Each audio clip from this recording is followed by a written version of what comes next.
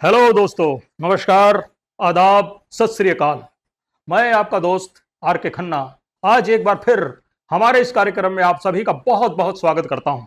मेरे दोस्तों, आप सबका बहुत बहुत प्यार मिल रहा है। मेरे दोस्तों, तो समय ना गवाते हुए शुरू करते हैं आज का ये एपिसोड हमारे इस कार्यक्रम का, जिसका नाम है यादों का सिलसिला। यादों का सिलसिला चलता रहा है, चलता रहेगा। यादों का सिलसिला, यादों का सिलसिला, यादों का सिलसिला, यादों का सिलसिला, यादों का सिलसिला। आज बात करेंगे अपने समय के बहुत बड़े स्टार और कहें तो हिंदी फिल्मों के पहले सुपरस्टार राजेश खन्ना की। राजेश खन्ना फिल्मों के बहुत फेमस हीरो और दूसरी तरफ एक खलनायक यानी विलेन, जिनका चेहरा स्क्रीन पे आते ही घर की महिलाएं घबराने लगती थी। अगर किसी पार्टी में वो पहुंच जाएं तो लोग अपनी अपनी पत्नियों को, अपने घर की लेडीज़, उन सबको संभालने लगते थे। मोस्टली फिल्मों में उन्हें कत्ल करते, हत्या करते, बलात्कार करते दिखाया जाता था। बहुत ही बुरे व्यक्ति की उनकी छवि फिल्मी पर्दे पे थी। युवा अभिनेता, उनका नाम रंजीत। एक तरफ राजेश खन्ना हीरो और दूसरी तरफ रंजीत यानी विलन। इन दोनों का आपस में क्या कनेक्शन? कई फिल्मों में राजेश खन्ना हीरो रहे, रंजीत उसमें विलन रहे। दोनों ने साथ साथ काम किया। जैसे आपकी कसम, उसमें राजेश खन्ना और रंजीत दोनों हैं। दूसरी फिल्म छैला बाबू, उसमें राजेश खन्ना और रंजीत दोनों हैं।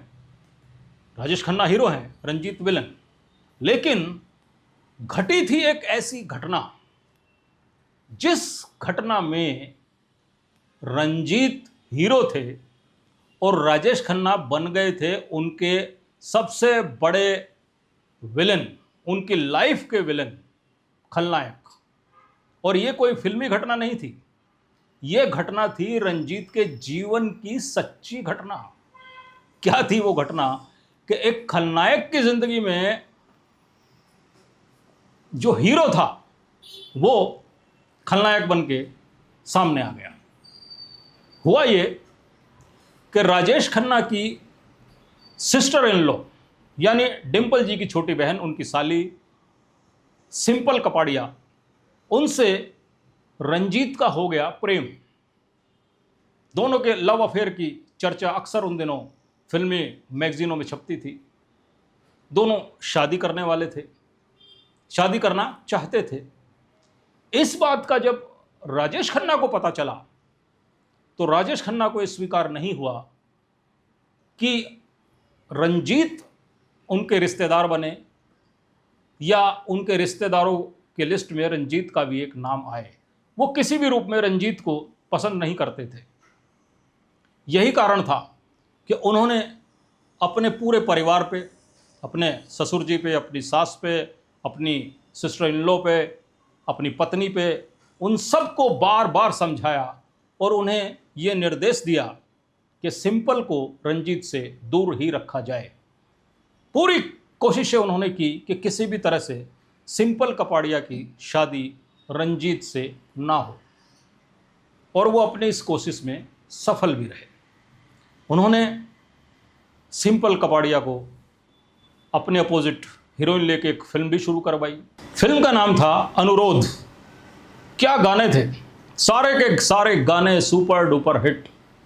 शक्ति सामंत जी डायरेक्टर, राजेश खन्ना हीरो और सिंपल कपाड़िया हीरोइन। राजेश खन्ना ने सोचा था कि इस तरह से फिल्मों में बिजी होने के कारण सिंपल के दिमाग से किसी तरह रंजीत का भूत उतर जाए और वो अपने काम पे ध्यान दे। और यही हुआ भी। धीरे धीरे धीरे धीरे करके रंजीत और सिंपल के बीच में दूरियां आनी शुरू हो गई और एक समय ऐसा आया जब दोनों पूरी तरह से अलग हो गए।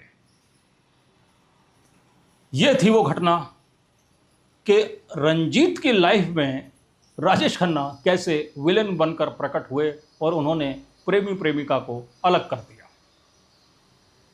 तो आज के इस एपिसोड को यहीं विराम देते हैं और नेक्स्ट एपिसोड में आपसे फिर मुलाकात होगी। नमस्कार।